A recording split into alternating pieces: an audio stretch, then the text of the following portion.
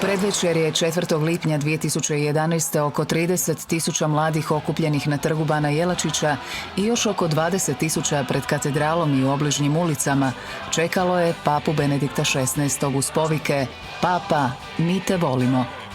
Dragi mladi Hrvati, grlim vas sve kao djecu, nosim vas u srcu i ostavljam vam svoj blagoslov.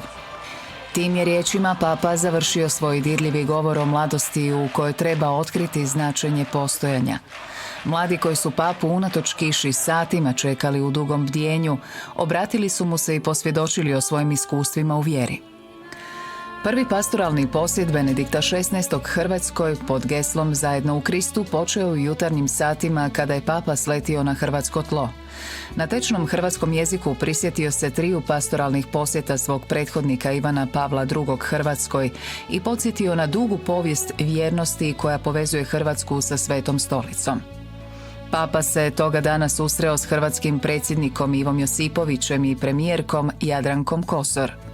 U Hrvatskom narodnom kazalištu čekalo ga je oko 700 uzvanika iz društvenog, političkog, akademskog, kulturnog i vjerskog života.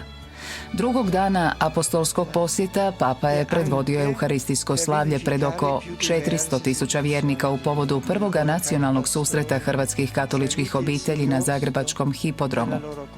Pozvao je obitelji da se trajno obvežu učiti djecu moliti, da ih približe sakramentima i čitaju zajedno Sveto pismo, a mladima je poručio da se ne prepuštaju u sekulariziranom mentalitetu.